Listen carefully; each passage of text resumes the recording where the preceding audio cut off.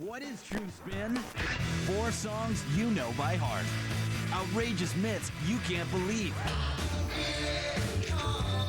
Phil Collins, as a young boy, recalled watching a man drown. Rick Springfield was infatuated with this lesbian couple, and he really wanted Jesse's girl. I'd heard once that Dee Snider took a song out of Tommy and rewrote it into We're Not Gonna Take It. One myth is that a Sharona is a penis. We'll separate fact from fiction as the artists give you the true spin. You want to know what a Sharona is? I was very hot for her, and there was just no interest in me at all. And we'll uncover one of the biggest urban legends of all time. I saw someone drowning. As Phil Collins gives us the true spin on In the Air Tonight. Let it be said, right here, right now. The implicit message there. I wanted it to be unclear. But it wasn't about that either, and it wasn't an anti-racial song. Inspired by That was what it was singing about. And that's really what that song was about. There you go.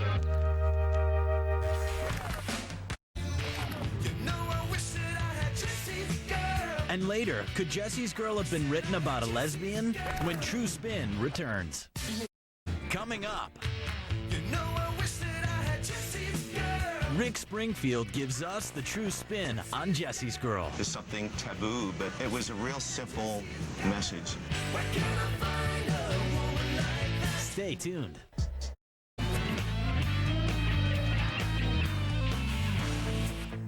From the first note, you're hooked. As soon as it starts, I love that. That hook that just suckered you in right from the very beginning.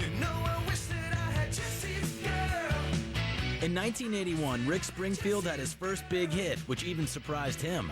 It was just another song to me, and I didn't think it was any good. It's one of those great guilty pleasures that nobody likes to acknowledge that they love. We'll find out what Rick's guilty pleasures are when we uncover the true spin on Jesse's Girl. Myth number 1. Many believe Jesse's Girl is really a girl, and the song is about a secret lesbian love. A lot of people thought it was a gay song at first. The story in my high school is that Jesse was a girl, and that Jesse's girl was another girl, and that Rick Springfield was infatuated with this lesbian couple, and he really wanted Jesse's girl. And I'm looking in the mirror all the time, wondering what she don't see in me. Not only that, but some believe the song had a homoerotic appeal. Further proof of this theory is that there was a different version of Jesse's Girl done by a lesbian group. Sounds true, but others believe. Myth number 2. Some say the song's about a girl Rick met in an art class.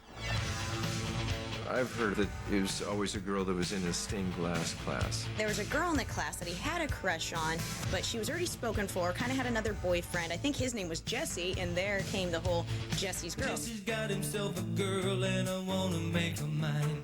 Some fans believe it was Springfield's unrequited love that led to wild jealousy, and you can hear it in the lyrics. 'Cause she's watching him with those eyes. Apparently, he felt stirrings of Springfieldian passion for her. So Jesse's Girl could be about a schoolboy crush or an addiction to a chick who digs chicks. But there's a third side of this love triangle. Myth number 3. Industry snoops say Jesse's Girl was actually the future Mrs. Springfield. One myth is that Barbara Porter, who was the receptionist at Universal, was the person that Rick was singing about. And he developed this serious crush on her, but she was already in another relationship. The story goes, while Rick was shooting General Hospital, he'd find every excuse to leave the set and go to the recording studio just to see this receptionist. Could this be Jesse's Girl? So there you have it. Is Jesse's Girl about a girl's girl, an art class crush, or Rick's real-life wife? If you thought Jesse's Girl was about Springfield's wife, you are divorced from reality. And Jesse's Girl is definitely not about Barbara Porter, who is now actually Barbara Springfield, my wife. I have written many songs about her, but that wasn't one of them. And if you thought Jessie was a girl's girl, you're wrong. Not that there's anything wrong with that. A couple of lesbian singers have done it as an encore for their show. When a girl's singing it, has a whole different connotation.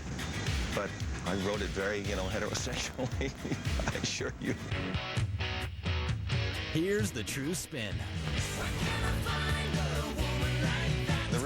wrote Jesse's Girl was because of this girl that I met in the stained glass class. And that took in about 1979. And I was very hot for her, and there was just no interest in me at all. And it was, unrequited sexual angst, the best thing to write a song about. While the song's inspiration came from unrequited love, the title was from a more obscure source. She had a boyfriend named Gary, which I changed the name because Gary didn't sing too well. When it came to me thinking up a name for the song, I'd always liked the name Jesse. It was just something I was writing the song, and it came out and it looked right, so I kept it. Rick's natural-born instincts for the name game led to some creative lyrics. I love the part where he says, I want to tell her that I love her, but the point is probably moot. That's great. It was the first and only time moot was ever used in a rock song.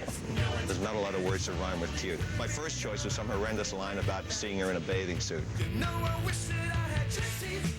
It was a specific situation about a girl that already belonged to this guy, and it had all kinds of taboos right there. I've never really explored it other than in that song. It's just something really nasty and something that makes you really want it even more, And that's the true spin on Jesse's Girl. The implicit message there. I wanted it to be unclear. Premiering tonight at 9/8 Central, it's VH1 Big in 2003, the show that celebrates everything that was big in 2003. We haven't forgotten a thing, not even that guy who mailed himself to Texas. But it wasn't about that either, and it wasn't an anti-racial song. That was what it was singing about.